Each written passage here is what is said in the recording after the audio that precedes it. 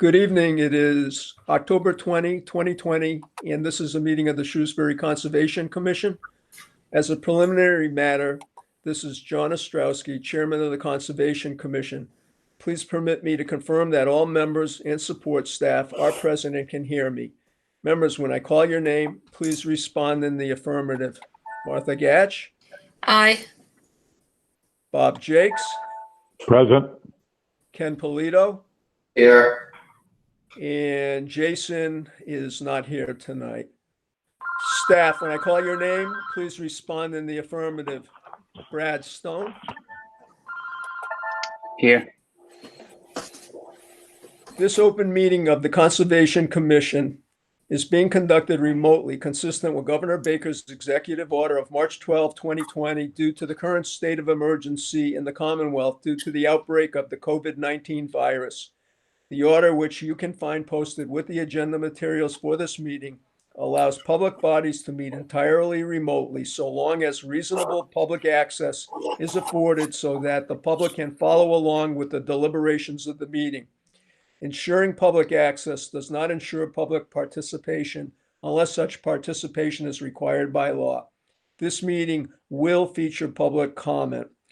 For this meeting, the Conservation Commission is convening by telephone and video conference via Google Meet, as posted on the town's website, identifying how the public may join.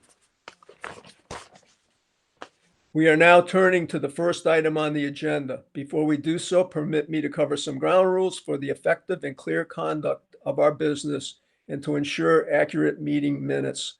I, the chair, will call on each applicant to make their project presentation. After they conclude their presentation, the chair will go down the line of commission members first and then to staff members, inviting each by name to provide any comment or questions. After commission members and staff have spoken, the chair will afford public comment. The chair asks that members of the public who wish to speak to identify their names and addresses only.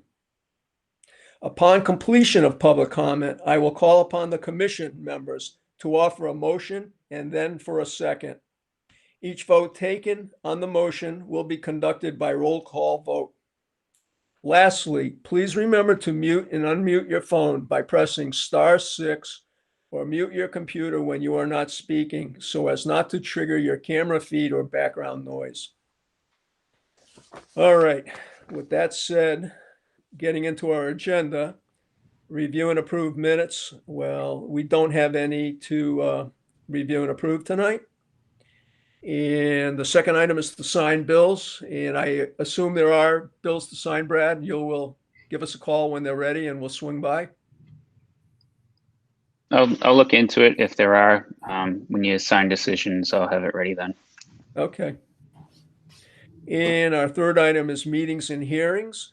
And just up front, we have one hearing that's on our agenda that is going to be postponed in case anybody's listening in for this one. It's the public hearing regarding the notice of intent filed by David Hafty to bring in loom and plant grass at 154 South Quinsigamon Avenue. The applicant failed to notify the abutters, so we are not able to open this hearing until he does so. So that hearing is being postponed until our next month's meeting, which is November 17th. And Martha, would you like to do the pleasure on the first one on the agenda, the notice? Certainly. Notice is hereby given in accordance with the provisions of General Laws, Chapter 131, Section 40, that Michael Benincasa, Northborough Properties, LLC, 9 Ridgefield Circle, Boylston, Massachusetts, 01505, has filed a request for determination of applicability for the status of the stream at 136 and 138 Old Mill Road. A public hearing will be held on the above request at 7 p.m. on Tuesday evening, October 20th, 2020. Okay, do we have a presenter for this project? Mitch? You got to unmute yourself, Mitch. You're muted. Mitch, you're muted. You got to push it on your. Yep, sorry about that. Okay. Yeah, hi, my name is Mitch. I'm with Goddard Consulting, and I'm representing the applicant, Mike Benincasa, tonight. Okay, why don't you tell us what you've come up with on this one, Mitch? Okay. Would you allow me to present my screen? Yes, definitely. All right, great. I'm just going to pull up a Google map to help you guys kind of visualize what we've been doing here. Can you see my cursor moving on the screen? Yep, it's coming up here. It's up. Okay, great. So yeah, we filed this RDA so that the commission could make a determination on the status of West Brook, which flows from northern Shrewsbury down to southern Shrewsbury. Now, I'll show you on the map here. It flows from Main Street. There's a culvert that goes under Main Street, and it flows under Main Street, meanders down to Mill Pond here, and underneath Old Mill Road through a spillway where 136 Old Mill Road is located. And Westbrook continues downstream past Everett Ave. Now, here's just a picture of the site. There's just a small little driveway here and forested land up to the bank of Westbrook. There's no other resources on site, no BVW. It's just Westbrook. So basically, we've been going through and taking photo documentation back in 2017 to document the stream for intermittent characteristics. And what we found at 4 different locations, up above Main Street culvert, below the Main Street culvert, over here, my bad, and at the spillway below Old Mill Road, and then closer down towards Everett Ave and Lawrence Street here. We've been documenting the characteristics of the stream there, and we found that there has not been flowing conditions, or there has been dry conditions at each of these spots. Now, we first did observations in 2015 for 4 consecutive days in a row.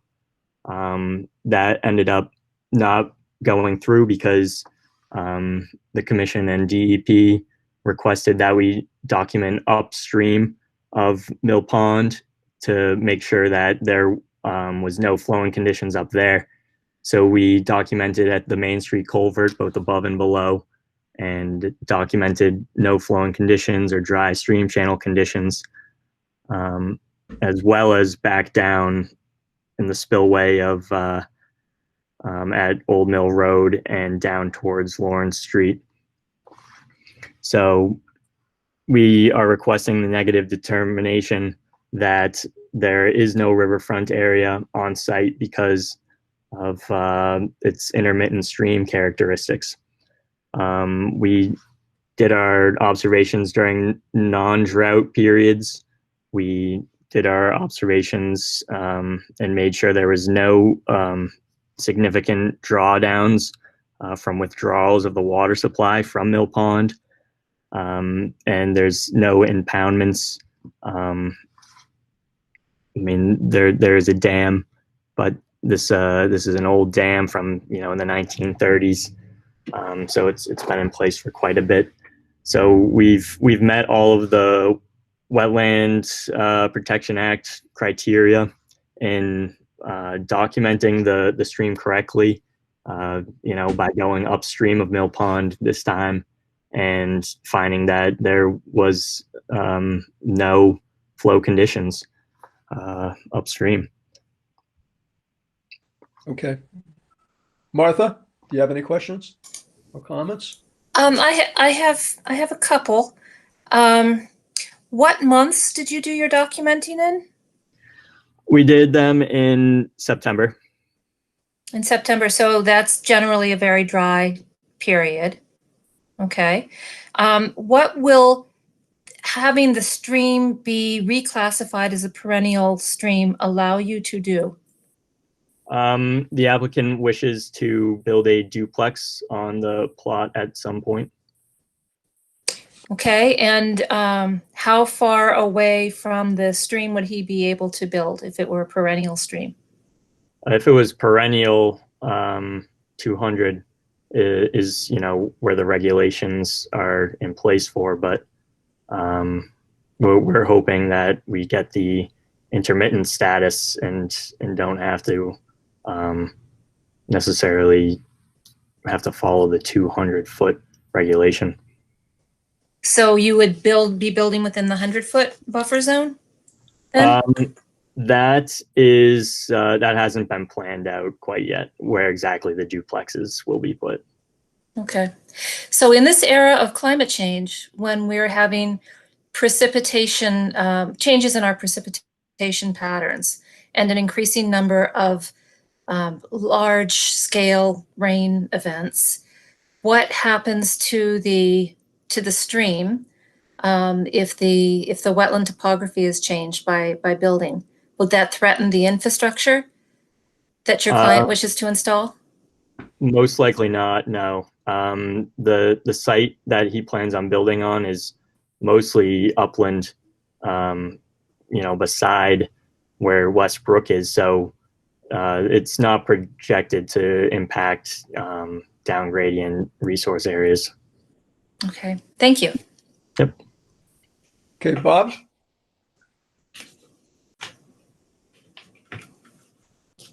Bob Jakes?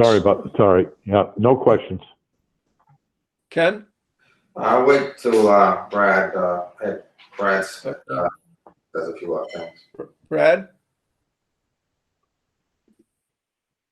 Okay, so this site does have some history. Commissioner may recall that there were a number of lots developed as part of that subdivision, and this, I think, is the sole remaining one. And as I understand it, the hurdles from developing this last lot has always been the status of the stream there. And I think it was mentioned by the applicant's representative. There was a previous filing on this. I was present for that. The commission did deem that it was perennial at the time. During the appeal process, I met with DEP's representative along with Scott Goddard. And we did suggest at the time that because of the dam that is there at Mill Pond and its ability to disrupt the flows in the stream, that they should have looked at something upstream of that to see if the brook was dry up there as well. It was certainly dry downstream of the dam back in roughly 2015, but never really looked to see how much influence that dam had. Would it have flowed if the dam wasn't there or not, kind of thing. So since then, it looks like the applicant has gone out there and done a number of visits and documented those trips. I haven't been present for any of those, but I can say that I have looked at the stream since then a number of times. Most days I'm working, I am driving over it. It's on my route to and from work. So I've seen it dry.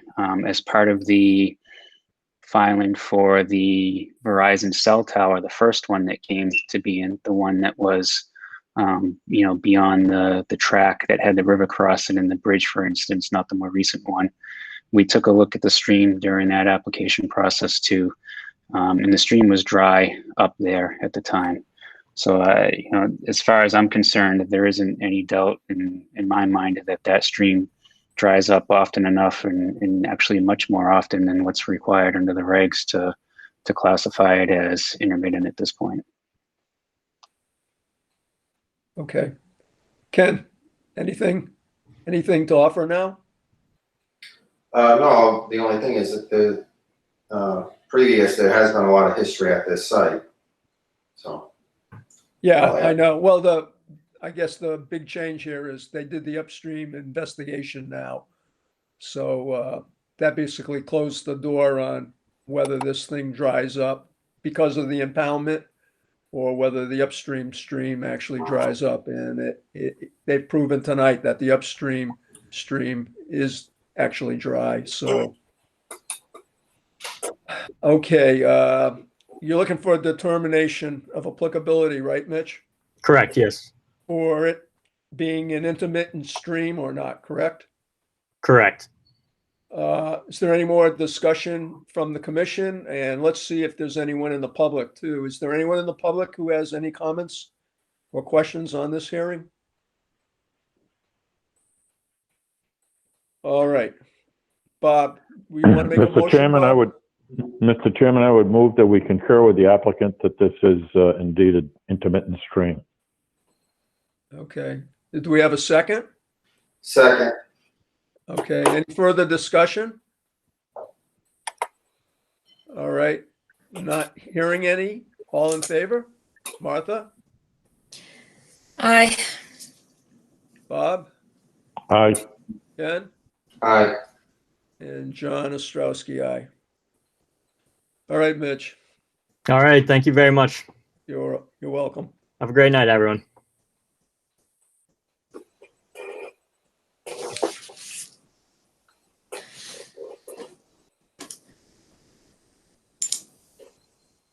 Martha?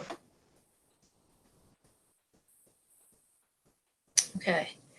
Notice is hereby given in accordance with the provisions of General Laws, Chapter 131, Section 40, that Michael Perdoni, 13 Forest Avenue, Shrewsbury, has filed a notice of intent to construct a garage for commercial vehicles with upstairs storage and a small office area at 7 Forest Avenue. A public hearing will be held on the above notice at 7 p.m. on Tuesday evening, October 20th, 2020. All right. And the presenter, David Sadowski, are you presenting on this one? I am. Okay. Why don't you give us your presentation, David? All right. I also believe that the applicant owner, Mike Perdoni, is also listening in on this. Okay. My presentation on this is there's an existing lot that's located at 7 Forest. The lot currently has pavement grindings on a section where Mr. Perdoni parks his dump trucks. These dump trucks have plow units on the front, and he plows for the town of Shrewsbury. I believe his section of Route 20 down in there and other places are where he plows. These are open to the elements year long, in the wintertime especially. What he'd like to do is construct a garage to be able to house this commercial equipment to help preserve it and for safety's sake to help preserve it. The business located in front of it is the coal stove. I think they have a yard there with all different types of bags of stuff for stoves. And it's not a secure area by any means. Mike does live at 13, but that's up the bend and up over the hill. So if he was able to get this garage, he would be able to house his equipment that he uses for plowing for other uses too. Mike's a commercial truck driver. What we have done is we prepared a plan which basically circles the lot with hay bales, and we've also provided 4 Cultec units, which will pick up and capture all of the rooftop runoff. The dimensions of the building are 46 by 38.5, with some oversized garage doors. We filed a notice of intent, and Denise Childs sent me back a response that she wanted the stormwater checklist prepared. We did do that and sent that in to her. That was just received in the last 2 days. We received a file number from Denise for the project, and also the project abuts National Heritage is an endangered species. I talked to Mr. Stone about it. He indicated that there was a moth that perhaps grew or lived down along the shoreline. I haven't heard back completely from National Heritage on that yet. But basically, the way that the lot is now, the building would go where the grindings are. There wouldn't be any vegetation loss, and we're not proposing any pavement on the sides of the garage at all. Just a little bit in the front to come in off of Forest Avenue. I'm open to any questions from the commission. Oh, also, if I could add, the wetlands were flagged by Alton Stone Engineering.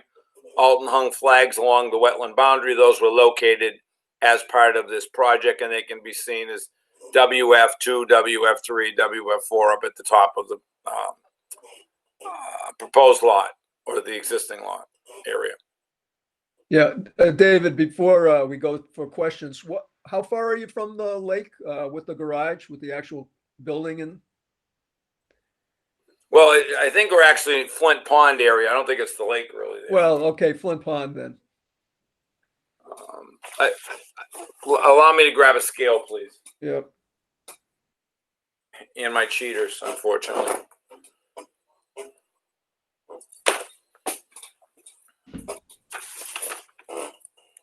We do have a 25-foot wetland offset line that's on the plan that goes through the middle of one of the sets of Caltex. The building itself is 36 feet from the edge of the flagged wetland boundary line. Okay.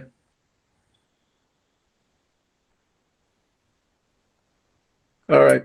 The pond Thank itself is out further than the flagged wetland line. Yep. Okay. No, that's not a problem. All right. You ready for questions? Sure.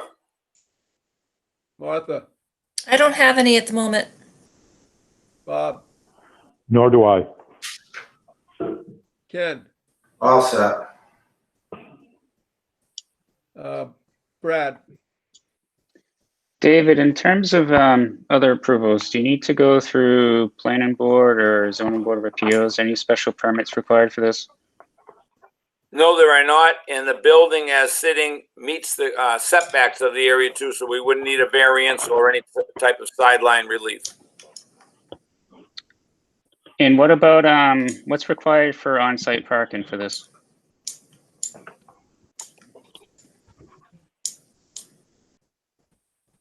I can't give you an answer to that question. I can't give you an honest answer to that question, Brad. I do know that we applied for and received a building permit from the building inspector.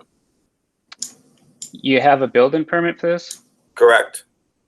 No, Okay, this is Michael Perdoni right now. The building permit. I was actually on the phone today with Mal DiPaolo, selectman for the town of Shrewsbury, and he told me that the building permit should be coming through any day this week. There was no variances needed.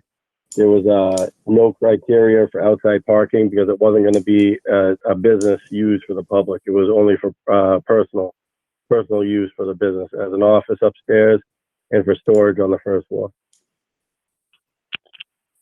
Okay, so I think there may be some misinformation about the building permit at least, because we actually had some discussion on that today. I was in the building permit system for that. One of the signature requirements for that application is the Conservation Commission.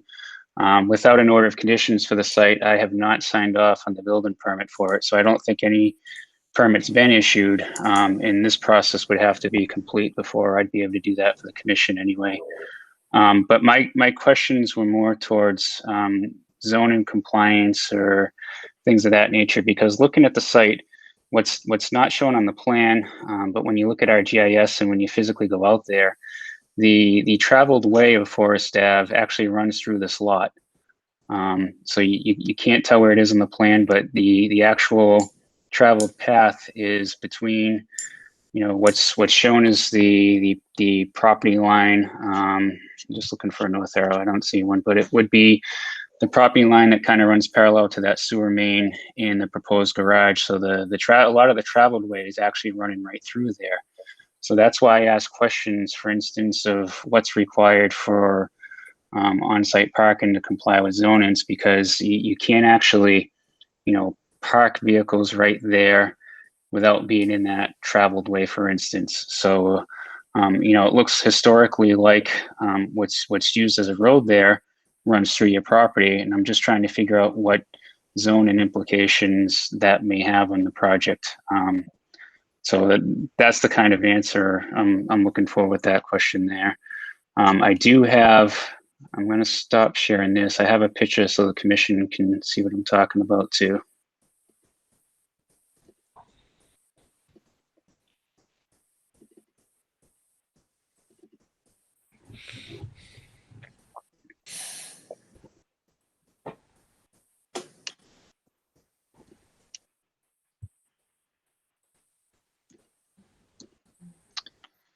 So this photo I took yesterday, and there's one of the actual garage corner stakes, and you can see Right next to it is the traveled way for Forest Ave, and you've got some additional residences up the road. So this is one of the first lots as you come off of Route 20, and then there's additional properties down the road. So if there's a garage corner right there, for instance, and parking's required and other things there, I just want to make sure that everything on the site is going to be in compliance with all of our town regulations before something actually gets permitted there. I do have a concern that there may be some bit of a conflict, but I think it's something you can look into. Brad, may I ask a question? Sure. In the picture that you just showed, was that a utility pole right beside the corner stake? Yes, it was. Okay, thank you. Brad, thank you for that information. I'll definitely look into that. Yeah, Mr. Dave- Chairman, Go ahead, Bob. Mr. Chairman, yeah, I'm just wondering, I'm a little confused as to why this is relevant to this petition. I mean, he clearly has some obstacles here relating to zoning, but unless these property lines are in error, it would seem that we should proceed with this application. Yeah, the one thing is too, Bob, there was a report, a stormwater report that David had to prepare, and it just got turned in. I know, David, you said Denise at DEP just got her copy a day or two ago, and I think Brad, didn't you just get your copy today? Right, but if I could just touch base with that answer in particular, Bob's concern there. What ends up happening a lot of times with these projects is we keep in good communications with all the departments in town to make sure that everybody's getting the same plan, and there aren't going to be any obstacles to try to help applicants move more smoothly with their projects. In an instance like this, for instance, the Conservation Commission approved it, and then they looked into this, and after the fact, sure, there's a problem. A lot of times what's put on us internally and sometimes through the commission is to do field changes or all these other modifications that people will say, well, this is minor. I don't want to have to go back to the board at this point. That's a lot of what we run into. So if there's a problem with the project in any aspect that's going to change the design, I'd like to see that done, from, we're just opening the hearing now. So there's time to look into it and get it resolved before the commission actually permits something. Plus, we're not closing it because we haven't read the report yet too, Brad, correct? So it wouldn't be closed tonight. So to touch base on your comment there, John, yes, we did receive quite a bit of information today. I got some information this morning from the applicant, and then actually DEP sent me information this afternoon that they received that we hadn't actually received from the applicant. So there is still quite a bit to go through there. Yep. All right, and then David. The one other thing too, John, while we're here, is it, looking at the site plan, and we run into this a lot with the stormwater management permit through our stormwater bylaw. The site does look like it's going to disturb more than 5,000 square feet during construction. So to prevent any further delays, permitting wise, that's an application that you should start doing with the town as well at this point, if you haven't already. I have not. All right, let's see if anyone from the public has any questions or comments on this hearing. Does anyone from the public wish to speak? All right, I don't hear anyone. David, do you have any other questions for us tonight?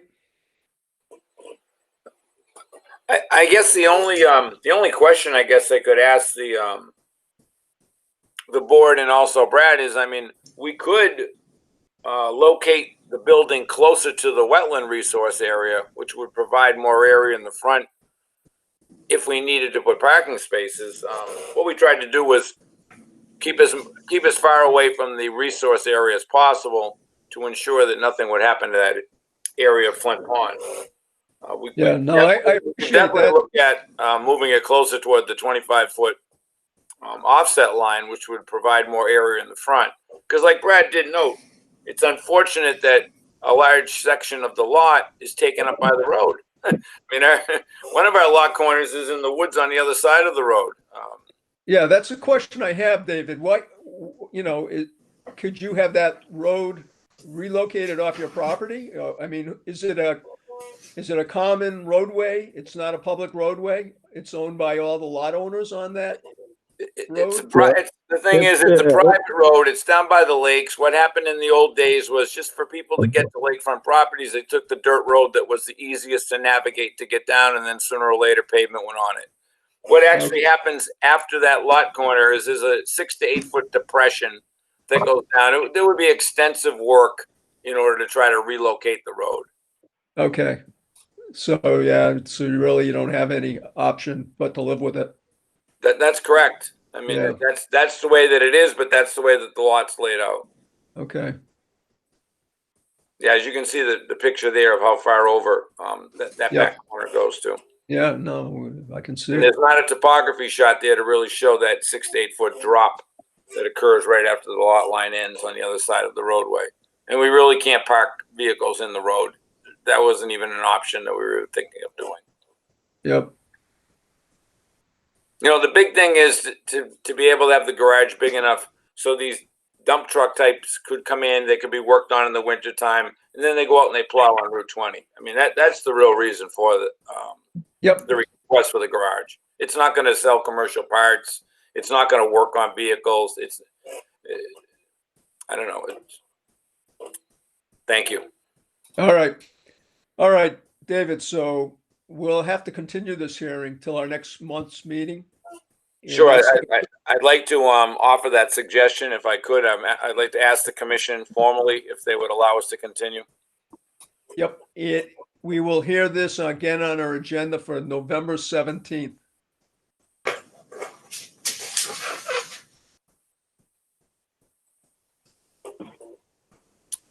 At a time to be determined. Thank you very much for your time to the town. All right. Thanks, David.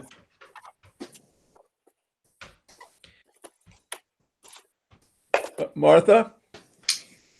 Notice is hereby given in accordance with the provisions of General Laws, Chapter 131, Section 40, that Alex Eisel, 14A Old Faith Road, Shrewsbury, has filed a notice of intent to construct a deck and pool within the deck at 14A Old Faith Road. A public hearing will be held on the above notice at 7 p.m. on Tuesday evening, October 20, 2020. Okay. Do we have a presenter for this? Mr. Chairman, if I may suggest, if we should probably just read both of those notices and hear them both at once. There's another. Oh, I'm sorry. I got ahead of myself. Yep. No, we'll do that one next. Okay, Brad. Yep. Good evening, Scott Jordan from Ecotech. I'm representing the applicant. Can you hear me okay? Yeah, we hear you, Scott. Great. Thank you very much. Mr. Stone, would you be so kind as to share the plan for me? I would appreciate that at your earliest convenience. Thank you. So this property is located 14A Old Faith Road, the west side of the road. Of course, this is at the south end of Lake Quinsigamon. The road is off of South Quinsig Ave. I think most folks are familiar with the area. The project is a deck replacement project. There's an existing deck at the property that is in need of replacement. Mr. Isley actually, they recently purchased the property, and they actually need to do some work on the west side of the house facing the lake. They had some heavy wind damage. So while they're doing that, they would like to replace the deck, and the proposed deck is about 4 feet wider. And within the deck, they are proposing to inlay a fiberglass style precast pool. We, of course, are proposing a hay bale and silt fence up tight to the work. If you can see on the plan, just to the left of, so the proposed pool is the shaded item. And just to the left of that is an existing retaining wall. We will keep all work to the east of that retaining wall. We'll set our hay bale and silt fence right in that area. There is no BVW on the property. We were there in August. The retaining wall out front serves as the bank of Lake Quincy. So our offsets are pulled from the retaining wall. Of course, we're showing the flood elevation is below the retaining wall, does not encroach into the property. And the deck is proposed to wrap around to the north and south sides of the house as well. Of course, the deck will, the only earthwork involved with the deck will be, of course, sonotube, excavation. And so it's pretty minimal amount of work. I guess with that, I'll turn it back to the commission. If you have any questions, I can try to answer them. Martha, This is tricky, finding the unmute button and keeping it there long enough to actually press it. So are you taking out a section of lawn in order to install the new deck? Not necessarily taking it out, building a deck over, correct, on the north side. Okay, so you're not decreasing the infiltration properties of the No, lot. Okay. no. Okay, that's all I have. Thank you.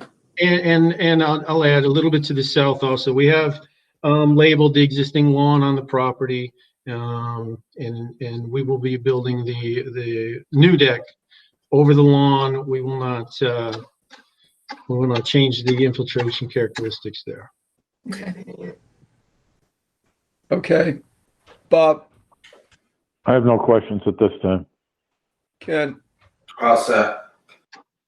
Brad, Okay, so the only question I have, and this was actually brought to my attention by somebody who got one of the butter notices, I believe, or somebody in the neighborhood. There appears to have been some work done in recent years, and that person was under the impression it was approved by the Conservation Commission because that's what the previous owner told them. And the work specifically, the concern that I had heard was that, this person mentioned to me that they've already, expanded the yard 20 additional feet into the lake. What else is the commission going to allow them to do now? I didn't quite understand what he was talking about, but he said there was a lot of work done down by the shoreline, in the retaining wall, moved the property out further, things of that nature. I asked him when it was done, and he said about a couple of years ago. So I'm going to share a screen. I may have to do it a couple of times. Bear with me 1 second.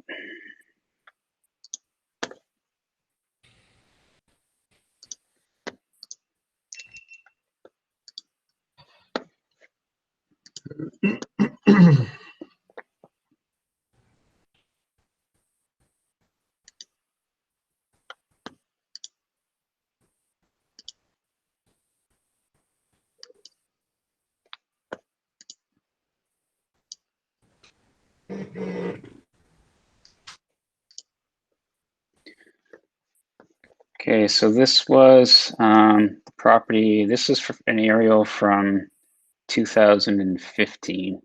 There may be some more out there we can get a hold of, but I'm going to show you the change between 2015 and the 2019 one. Is that showing up on everyone's screen? yep, yep. Okay, so you can see there was quite a bit of work down. I don't think the yard was expanded 20 feet into the lake like I had heard. I think it's more, there was a lot of work done roughly from what was the old shoreline, 20 feet towards the house, that kind of thing. But there clearly is a change there. I don't see any records of the commission having permitted that.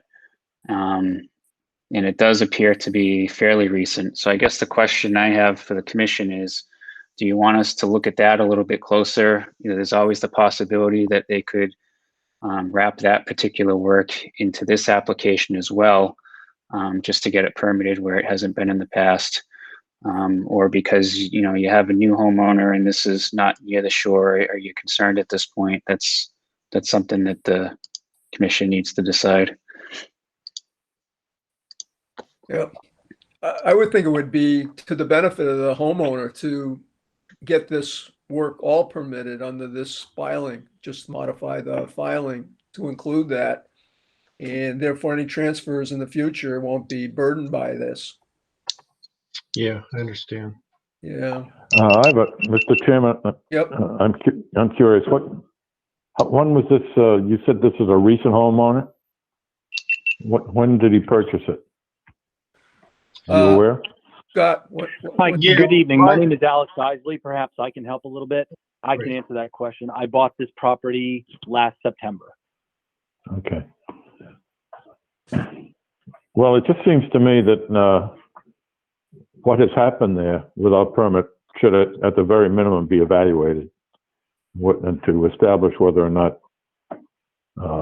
there should have been a filing, and if yes, to incorporate that filing into this one to make sure that the current filing reflects the actual conditions pre and post. Does that potentially put my current application in any kind of jeopardy? Hard to say. I think that's what we want to evaluate.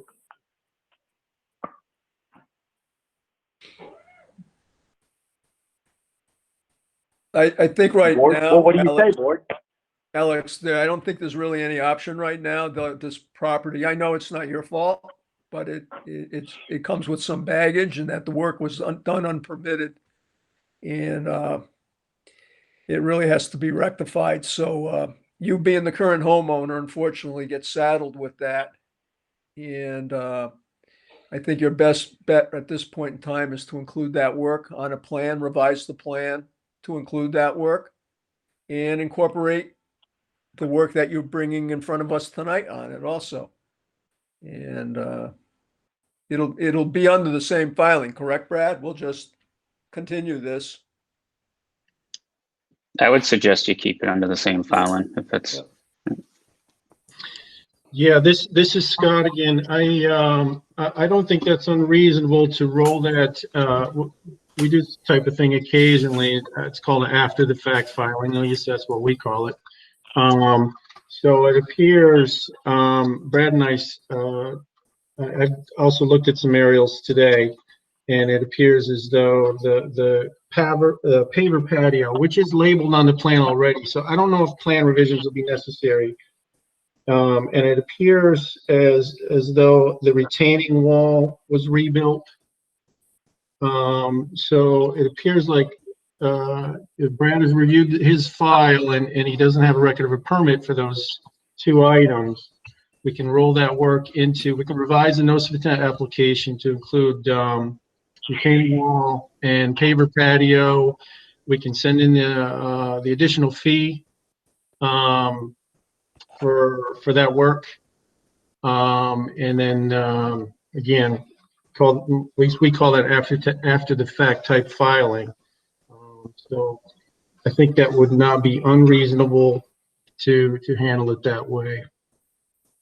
Okay. Mr. Chairman, may I ask the applicant if this is the first he's heard of this? Sure. Mr. Iselli, is this the first you've heard about this? About this particular issue with my the retaining wall? Correct. No, Scott Jordan had mentioned that this might be an issue, and had also mentioned that the neighbor was somewhat of an issue. So I'm somewhat aware of these things. I'm just a little surprised that, given that this piece of work was done before I got here, before I even bought the property, and seemingly has been fine since I bought it, that would really be an issue at all for anyone to really worry about.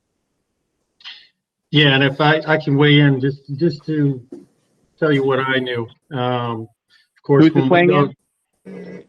Excuse me? Who's this weighing in? This is Scott. Okay. So, when we show up to delineate a property, we don't know what's existing, what's permitted or whatever. So we assume everything's permitted. And we delineated the wetlands, and then I did receive a call from an abutter and informed Mr. Isley, and did not have the opportunity because of the town hall to review any files, but we weren't sure if that patio had been permitted or not. So Brad reviewed his files just recently, I think maybe today, and informed me of that. So Yeah. that's what I know. Okay. All right, Scott, do you want to ask for a continuation till the next month's meeting? Yeah, we need to revise the notice of intent application to include Okay. the after the fact items. All right. And let's just, before we sign off here on this one, let's see if anyone from the public is on this call and wishes to make a comment. All right, I don't hear anybody. So we will continue this hearing until our next meeting, which is November 17th. Okay, thank you very much. Okay, thank you.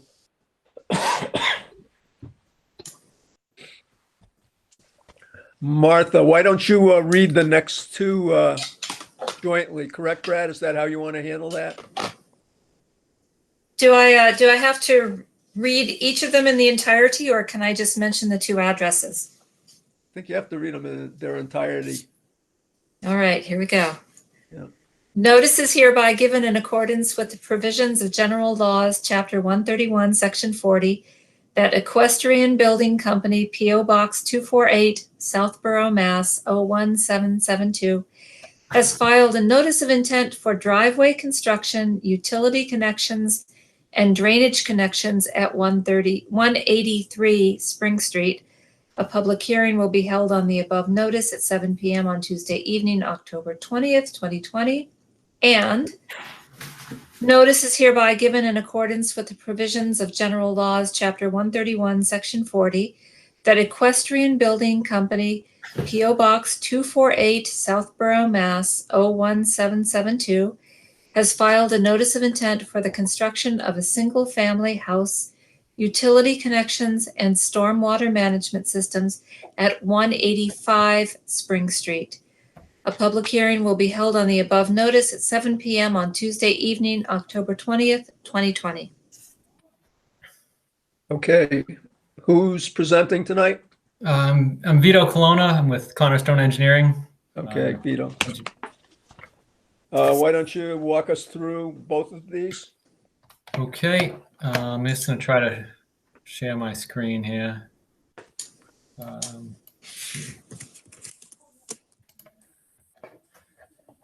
Okay. All right. Can everyone see the plan on the screen now? Yep. Yes. Okay. So this is there's two lots. It's 183 and 185 Spring Street.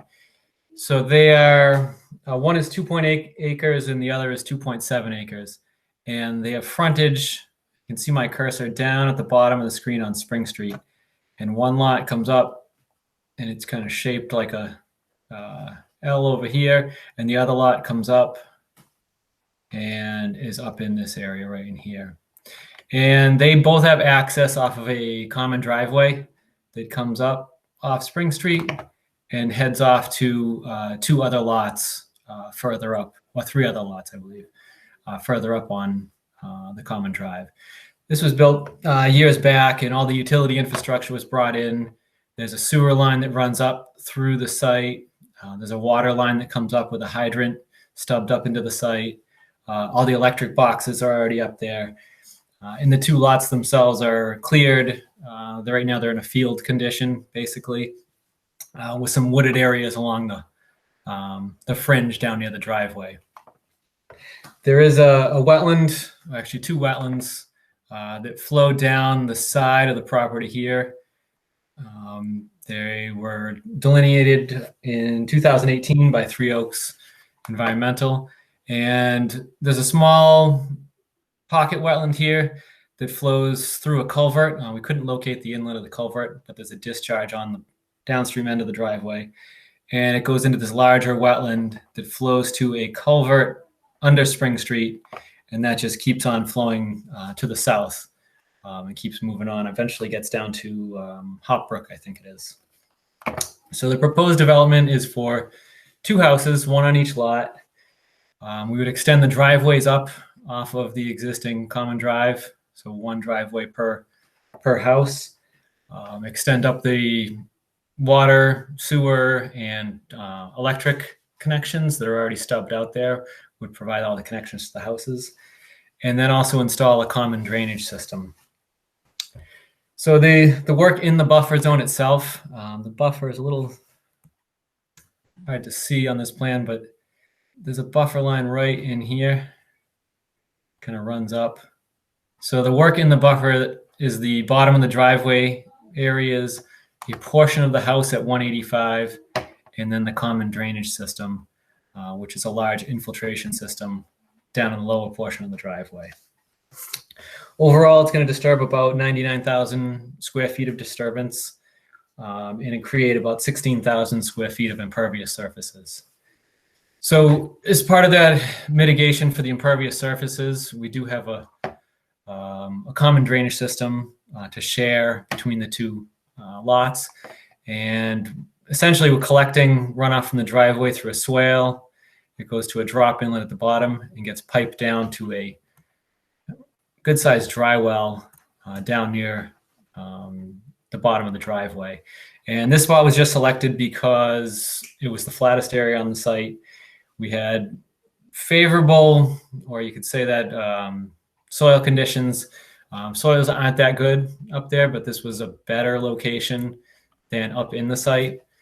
Everywhere we did have relatively high groundwater and fairly tight soils. So really infiltration up in the site wasn't too practical.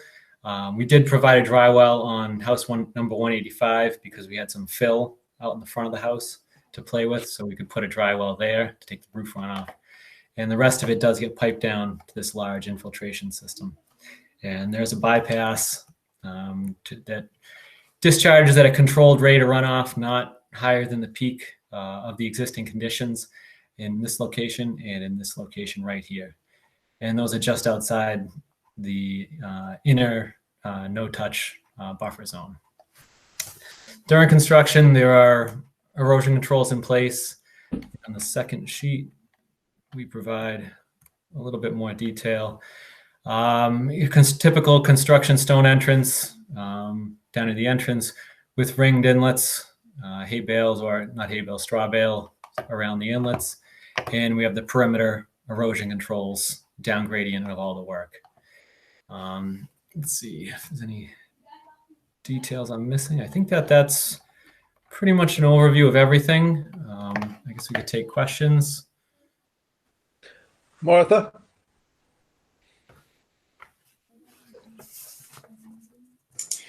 No questions just yet. Thank you. Bob? Well, my initial questions, Mr. Chairman, that the driveway dry well that's located down near Spring Street, is that serves both of these homes, right? Yes, that would serve both of them. So is that is that an easement onto that property? It's on the property of. Yeah, it's technically on the property of number 185. Okay. But it would be within an easement for both of them. Right now, there's already an existing utility easement, a driveway easement that runs over this. But there would be a second drainage easement that would be just for 183 and 185. Have you provided Brad a copy of that easement? No, they wouldn't. They didn't record anything as of yet. They would prepare that after, once they had all their approvals in place. If needed, we could get a draft of that easement agreement together for Brad. Or yeah, I would prefer to have the final draft, right? Yep. Yeah, it wouldn't be recorded until after everything was approved. That's all for me now, Mr. Chairman. Okay. Ken? Well, sir. Brad? I do have some questions. I'm gonna share my own screen right now. Just give me 1 second.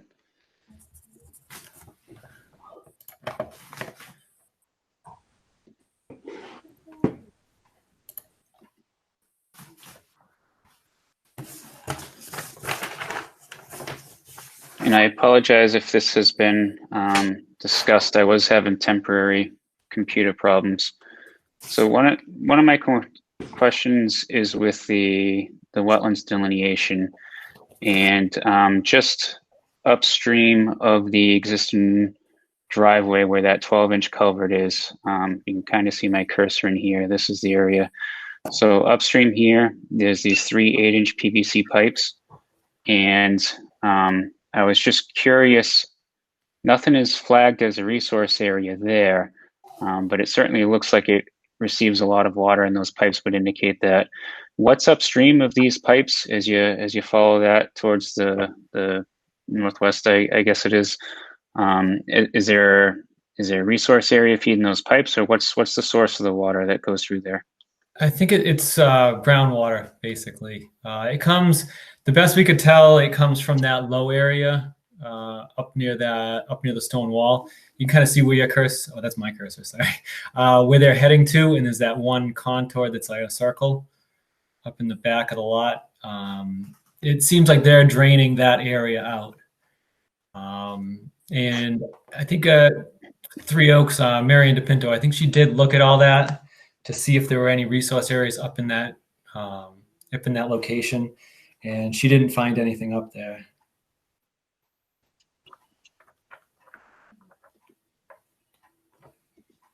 Okay, so looking at that, and I did spend some time today going through about 20 years worth of aerial photographs as well. And it looks like on those 2 lots and also some of the surrounding properties, when you go through all the different imagery that's available, it looks like there are areas that look like they could be wetlands, and they have been altered in certain areas. And knowing that there's pipes there, I think that I'd want to take a closer look at the entire property. When I went out there earlier for this review, I focused mainly on the stream and the driveway area and what they had delineated. I did notice that those 2 lots look like they had some disturbance in a few areas, and it's worth further investigating. I also think that given the amount of time I have dedicated to other things at the moment too, it may be worthwhile to get a peer review consultant just to sort through that part of the project for the commission at this time. Looking at the stream, what's down below, what's downstream of the proposed drainage system, I didn't see any issue with that delineation. But I do want what's, in particularly up gradient of that driveway looked at closer. I think that's very worthwhile for the commission to have done. The other comments I have is our DPW, my colleagues within the DPW are reviewing this for a stormwater management permit application as well.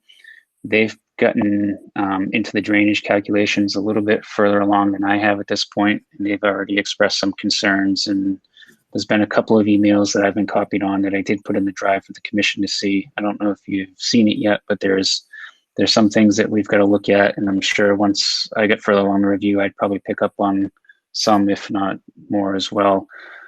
So I do need some time to go through that. I definitely hear the concern about the easement. We'd want to see the O&M plan, who's responsible for what. I know looking quickly, I had some concerns over the water table in a number of areas. I think Vincent in my office did as well. And then the other main thing on my end is just making sure we have an accurate wetland delineation at this point too, and we should probably get out there and walk it with the applicant's representatives just to take a closer look at that. Okay, that sounds reasonable. I did talk to Vincent today. just briefly, and I emailed him back just on our approach on how we were going to look at the groundwater and how we were going to handle that. So hopefully we'll hear back from him. We may end up doing some more test pits out there just to confirm everything that we had found before. But we'll work through that as the process goes, and hopefully have a better answer by the time the next meeting comes. You all set, Brad? Yes, just if the commission so chooses on the peer review consultant, then I can get an estimate to the applicant for that. If that's the course you'd like to go to, just let me know on that. Okay. Why don't we just do a quick vote right now? Is everyone in favor of hiring a peer review for this project? Martha? Yes. Bob? Yes. Ken? Yes. And John, yes. Okay, Brad?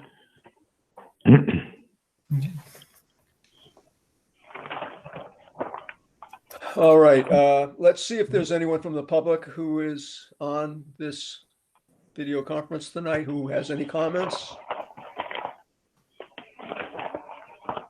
All right, I don't hear any, so Vito will continue this hearing until our next meeting, Okay. November 17th. All right. Sounds good. Okay, thank you.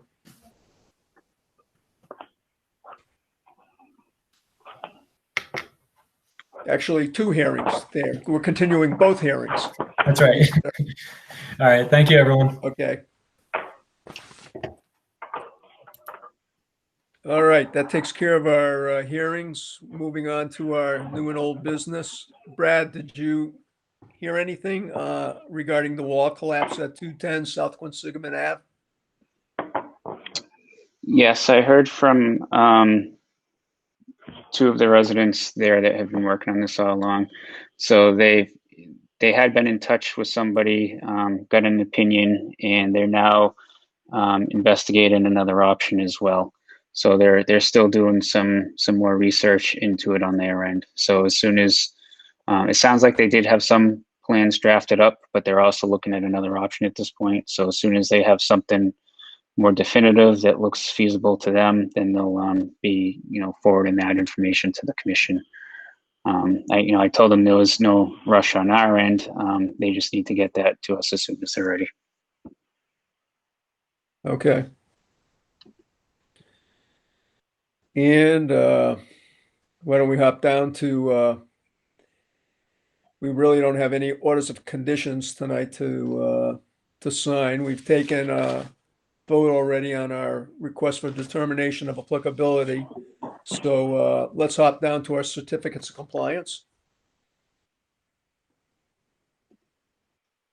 Okay, so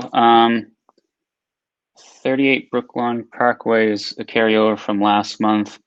The commission recalls when I went out to inspect it at that time, there were areas that were completely bare. It looks like a little bit of additional fill was brought in an area that wasn't proposed, and there was no erosion control in place. So I had instructed them to install the erosion control. They had since put in the request again for the certificate of compliance, but I mentioned that we needed to see the areas permanently stabilized, and ultimately answer my question on the additional fill. It wasn't a lot, but there was a floodplain there. Hello. And I requested a update on the certification letter from the engineer.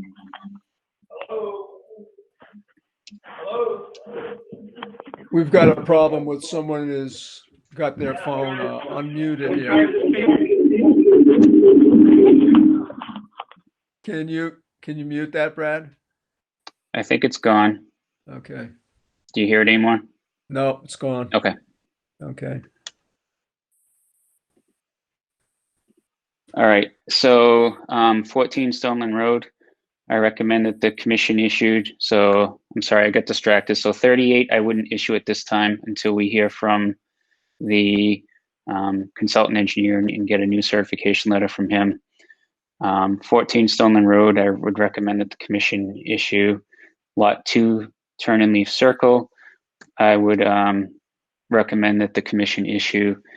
And Lot 3 South Street, that's the one I want discuss. I don't have the plan, but I think most of the commission may be familiar with this one, and I'm gonna bring some images up. If you bear with me 1 second.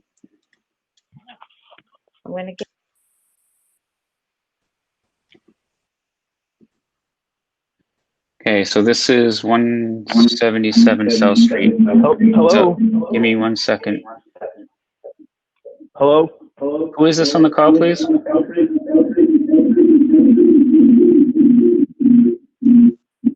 Hello?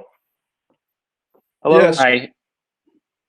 Hi, I've been trying to speak in regards to the 183, 185 project on Spring Street.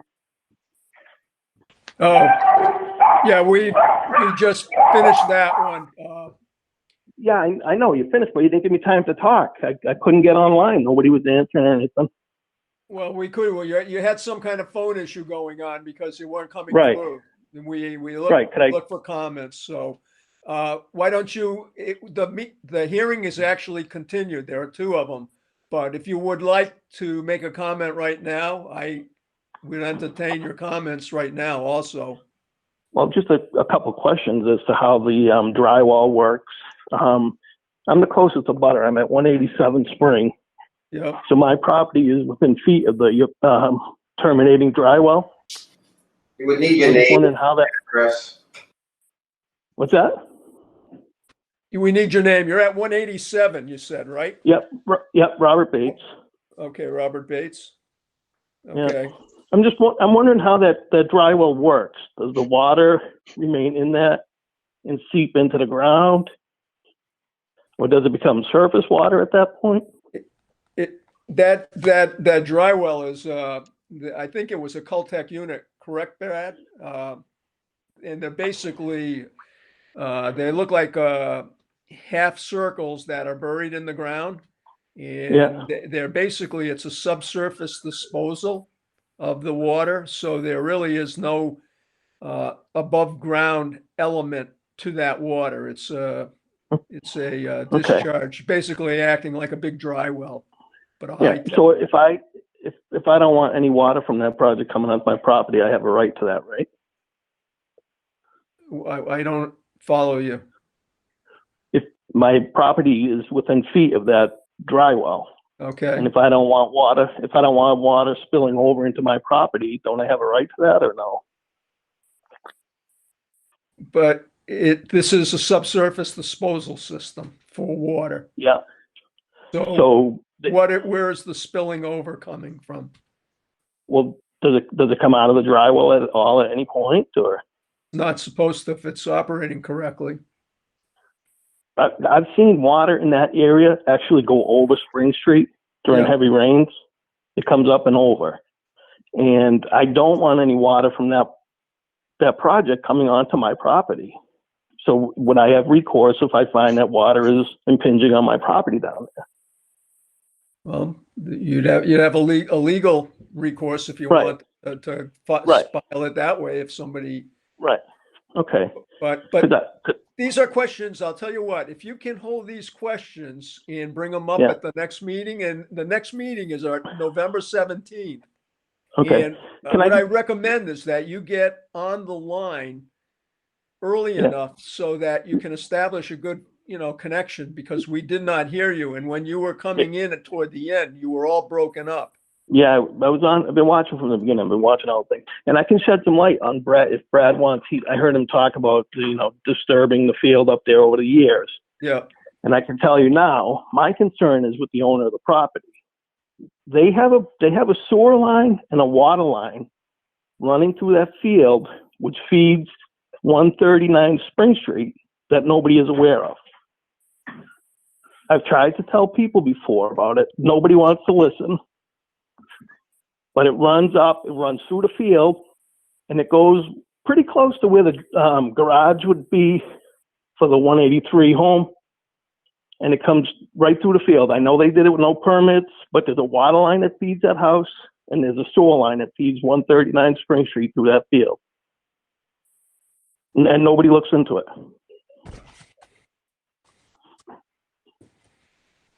And the house was transferred. There was no easement deed, no mention of anything in that in that transfer. Mr. Chairman? Now, there's Mr. Chairman? Yeah, go ahead, Bob. If I may suggest that Brad should reach out to the subutter when we're doing the peer review, during the peer review walk. And perhaps these features, we could show the owner's engineer as well as Brad where these features exist to which he's referring. Yeah, I would say when they built that, I know exactly where the lines went. They come, the water line, which feeds the hydrant actually between 139 and 141 Spring Street, comes through that field, and then it goes up to the 139 Spring Street, that house, and there's a sewer line that does the same thing, and they both run through the field. Now, it's not part of that 8-inch line that services 141 Spring Street, the Perennial estate. That's something separate. There's a whole other sewer line and water line that nobody knows about. Well, would you be willing to show that location to Brad when he does his peer review? Yeah, absolutely. I can show him where the manhole is off of the side of the driveway at 141 Spring Street. And I know I saw the lines go in. I saw them go in when they were built. Well, Brad, you can reach out to him when that happens, when it's time. And on the drawing where the 8-inch sewer line goes into the field, like towards the base of the hill at 141 Spring Street, there's a water line that goes up to 141 Spring Street there too, which nobody knows. So, or at least they're not on the drawing. Hi, everyone. And my name's Kavita Babu. I live at 191 Spring Street, and I'm Robert's neighbor, and he has like an encyclopedic knowledge of this area. We're sort of relatively new. But I think that my biggest concern is just that there is an area, kind of a strip of property down at the end. I think it's like 150 feet that belong to 187, 189, and 191. And that area is beautiful. It's a part of our land that I really love. But I think that the other thing is that I'm a little worried in the current era about seeing more standing water in that area. I feel like with Triple E, it's been something that's been sort of a big concern. We've all got kids back here, and so I don't know how that will be addressed. I don't know if the goal is to kind of make that into a pond. I'm just not. This is not my area of expertise, and so I'm kind of. Thank you so much for proceeding with the peer review. Your proceedings tonight have been fascinating, and I would be very interested in learning some more about how that's going to transform that area. Okay. Well, we can't do much Brad, more tonight. Let's. Will Brad be overseeing this project if it moves forward, or who oversees it from the town? So, Mr. Chairman, if you may give me a moment to speak about this. So, there are a number of abutters here that I can see have joined the meeting. Some have spoken tonight, some have not. Some of the ones that haven't spoken tonight, I've actually had some correspondence with via email. Met with one gentleman when I was doing my site walk. So there is quite a bit of interest in this particular project, and I've tried to keep communications open as much as possible. I have heard from Mr. Bates as well. I'd be happy to actually speak to him. I think I could clear up some more of his questions over the phone, during our business hours. There are things I can probably clear up for the commission. Spend a few hours of my time outside the meeting, and that may resolve a lot of these questions. But ultimately, the main concern I think I've heard from everybody is with the stormwater system. And right now, as a DPW, we're not satisfied with that design yet. So we still need to do more review on that, have the applicant make any appropriate revisions that we feel are necessary. And then I think, once the abutters get that new information, we can have a better discussion of how we feel things would work, or, if there's any additional concerns. Some of the things I'm hearing with respect to the alterations on the property with the utility lines, I think some of those were shown in the plan. Some may not, though, so I'd certainly be willing to go over any questions there, and I'd be thrilled to hear from the abutter the history of the site, because that's always important as part of these reviews as well. Like I mentioned at the beginning of my questioning, the aerials show over the past 20 years quite a bit of alterations on and around the property. My concern was how it affected the wetlands that either were there or may not be there now or have changed location, things of that nature. But certainly any utility that's there that's not shown on the plan, I definitely want to hear about that as well. So I think we've done a pretty decent job in our office of trying to keep communications open with the residents that are here this evening. I'd be happy to continue doing that, and we can move forward from there. Brad, I appreciate Mr. Chairman, excuse me, Mr. Chairman, I really think that this discussion, although valuable, is not very appropriate since we've closed the hearing, or since the hearing has been continued till next week. Right. I mean, at this point, I agree with you. I agree with you, the Bob. petitioner isn't even here to hear these concerns, so he should be. And I think everybody knows now that this will be heard in its entirety again on November 17th. And that's probably the most appropriate venue to hear these concerns. No. But in the interim, Brad, excuse me, Brad, when you set up a site walk, is it worthwhile having these abutters present during that, or is that something you would prefer not to do? It makes no difference to me. Ultimately, that's up to the applicant, though, or the property owner in that particular case. Yep. All right. So, Robert, if you want to go on this site walk, why don't you express your interest to Brad? Yeah, I'd be happy to. I can show them right where the sewer lines run. I can show them. Like I said, I was involved intimately when they were building the property, so I know what went on. And that's my concern, because I know what they do, and I want to make sure if this project is going to move forward, it gets done correctly. Well, I don't want anything pushed under the rug like they do, and I want to know who's going to oversee it. That's all. Yeah. Okay. Well, we've heard you, Robert, and we've know the meeting's been continued, so we're far from coming to a decision. So we're, I understand. So, and Kavita, if you would like to be present too, express your interest to Brad, and then he'll have to clear it with the applicant to see if they agree.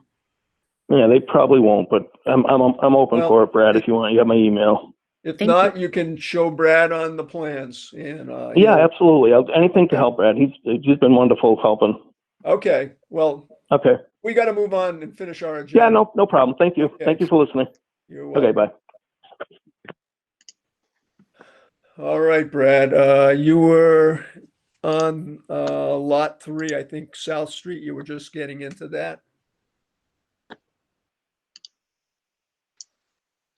Okay, so as I mentioned, I don't have the project plan. I think most of the commission is familiar with these lots. These homes on South Street are just north of Floral Street.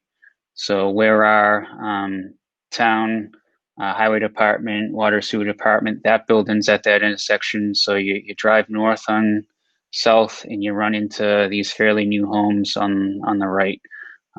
You may remember it was a pretty steep hill. It is not within a resource area or the buffer zone. Actually, the closest wetland is down adjacent to Floral Street. What brought these lots into the commission's jurisdiction was some pretty significant wetlands violations at the time that ultimately the Department of Environmental Protection got involved, and also EPA got involved with this site and issued penalties as well. So that's why we have orders of conditions on these lots, even though the resource area is much further down the road. So the plan for this particular house showed grading all around the house, in the front and to the side of the building here, as well as behind the building. It showed grading and a 1-to-1 riprap slope. What's actually there, though, is retaining walls, and a lot of these retaining walls are more than 4 feet high and would have required a building permit.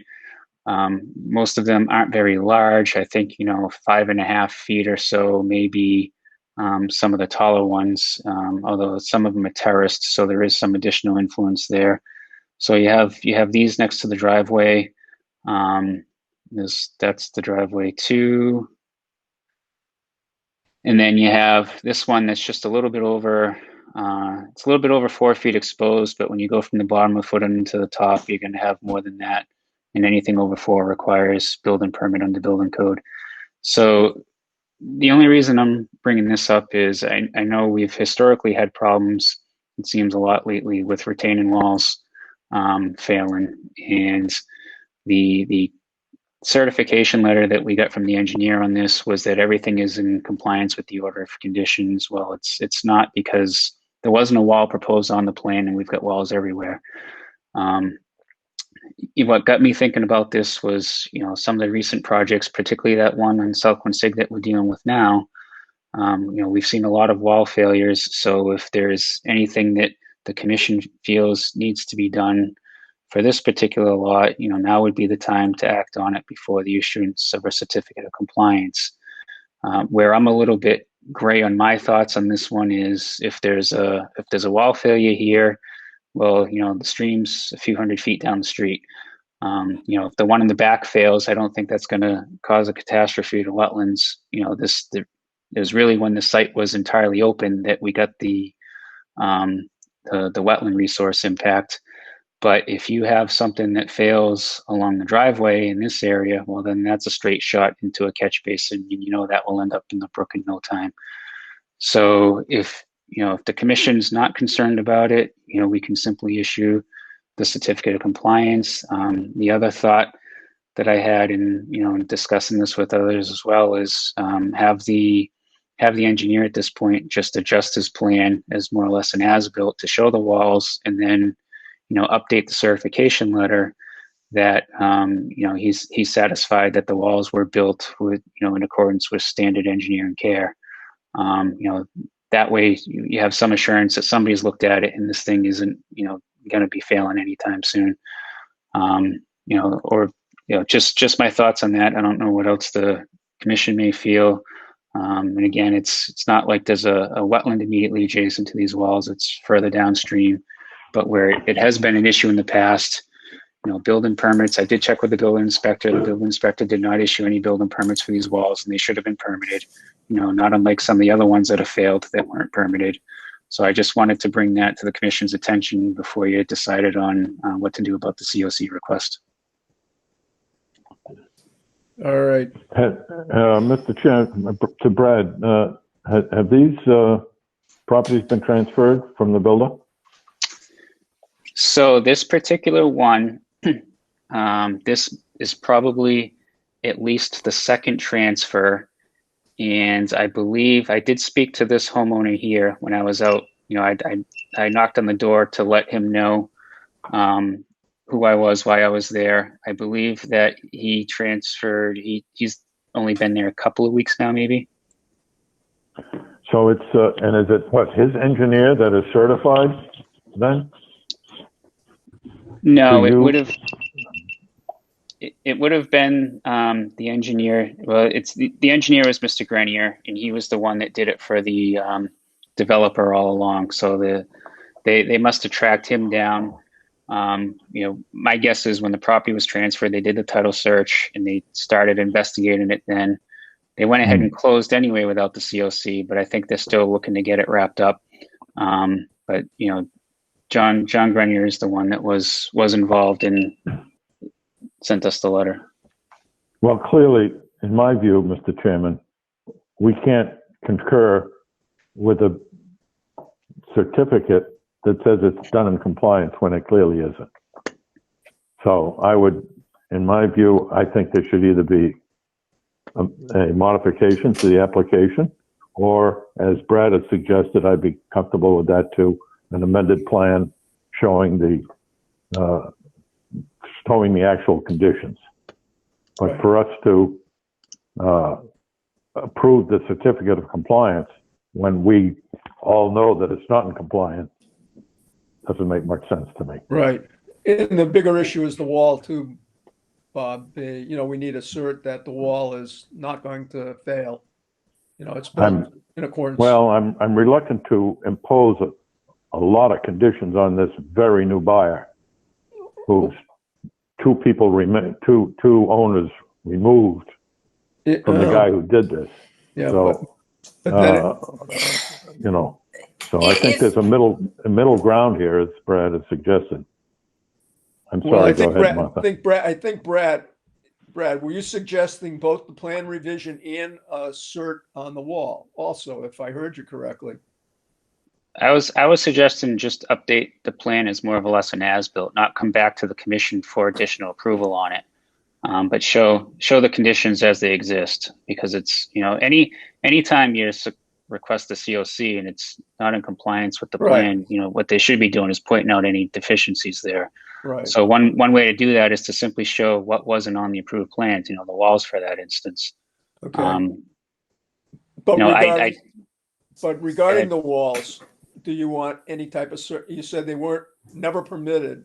Do you want any type of certification that they're not going to fail, that they're designed correctly? Isn't that the building department's fault issue, not ours? Yeah, the building, they're out of it now, aren't they, Bob? I mean, what recourse do they have at this point? They've issued the building permit. I think Brad was making a point. I don't know what their recourse is, but if some wall is put up in violation of the building code, I imagine there is a recourse. Yeah. So at a minimum, I think that go ahead, Martha. The bottom line is we don't want the walls to fail and potentially contaminate the brook.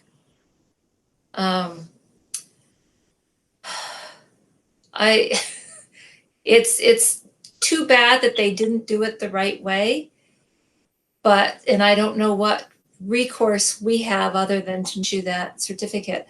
I don't have much sympathy for the homeowner. Yes, it's too bad, but they made the decision to go ahead, so that's on them, their due diligence.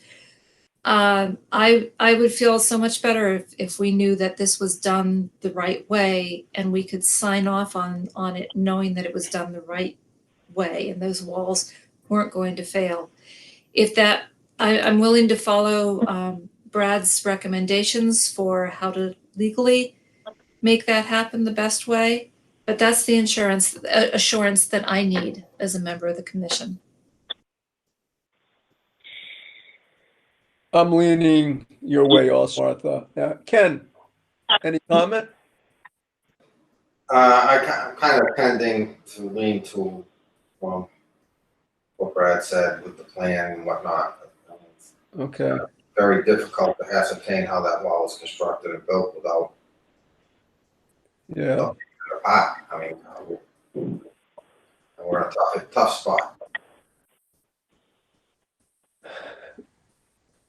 So what do you need from us tonight, Brad, for this particular one? Obviously, it doesn't sound like it's going to be approved, and we're not going to be issuing a cert tonight. And at a minimum, it's going to be a revised plan showing the current conditions. And then the question of how far do we go with certifying that the walls are built correctly? Well, at a minimum, I would see what information we can get from, the engineer. It's the same engineer that was involved with permitting. So, it's quite possible that he was out there at some point observing some of the construction. So, I would see what we can get in terms of any certification letter from him with respect to the construction of those. That may solve it. Okay, no, that sounds fair. Okay, Bob, is that we'll have to see how it the only plays other out. thing I would add in terms of the failure of these walls, and they may fail, but these walls, they don't fail catastrophically. Typically, they fail slowly. They start leaning. They fail. So the homeowner, I would expect, would have a lot of time to do the right thing, get this thing repaired if the failure began, especially if the failure would reflect itself, would express itself directly into his driveway. So, yeah, that's a good point. But yes, I'm fine with what you just discussed with Brad. Okay. All right. Well, that's the end of the agenda. Does anyone have anything else they'd like to say tonight? Excuse me. Hello, Mr. Chairman. Can you hear me? Who's that? Hey, sorry, I'm the new owner of this property, which you guys were just discussing about. Oh, okay. First of all, again, I appreciate the time. The thing is, so I'm a first-time home buyer. I have no idea about, this is my first time. I'm just 32, and no idea about home buying process. I just learned some stuff on my own. And apparently I had, I won't say that I didn't know about the certificate of compliance issue. It came up, I consulted my lawyer, and the previous seller put the money in escrow until I don't get the certificate of compliance. But I didn't knew anything about that. The building was not, or the wall was not permitted on the building code.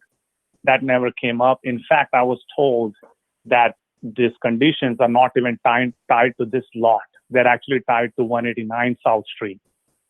But because this is a bigger parcel of the land, this property got attached with it. And so I was the one who requested them, I need this certificate of compliance. And again, I understand that I could have done my due diligence as well, but it's really hard for a first-time home buyer to get into the housing market. And everything is, it's just my personal opinion, everything is personally stacked against to get into a market of home buying. So I took that liberty of faith because, I trusted that, they said, oh, it's nothing to do with the lot. Again, I know the burden was on me as a new home buyer, but I literally had no knowledge of, owning a home. I'm learning some stuff on my own at this point. And I guess maybe I trusted people a bit to move through this. So if anything that's needed from my side that I can help solve it, I'll be more than open to work on my bit. But again, I had no idea about that if the walls were not permitted by the building code or anything to that. Okay. It may all work out in the end. We'll see. Brad will be in contact with John Grenier, and we'll see what we can get from John. All right. Well, Okay. Thank you so much for your time. Again, I'll do the right thing. And if anything is needed from my side, hopefully I'm assuming the previous seller has money against escrow. He'll know that the certificate wasn't issued today. Correct. So I guess. So I'm more than willing to cooperate and do the right thing. I wish if I knew these things before in more detail, I might have decided otherwise. But I guess I should have done a little bit of more homework on my side as well. But again, thank you so much for your help, and I guess I'll try to work with Brad with whatever way I can. Okay. Thank you. All right, thank you so much. Bye-bye. All right. Does anyone in the commission have anything further to say tonight? No? Do we have a motion to adjourn? Motion to adjourn. Do we have a second? Second. Roll call. Martha? Aye. Bob? Aye. Ken? Aye. And John? Aye. Thanks, everyone. Thank you. Good night, all. Good night. Thank you. Have a good night.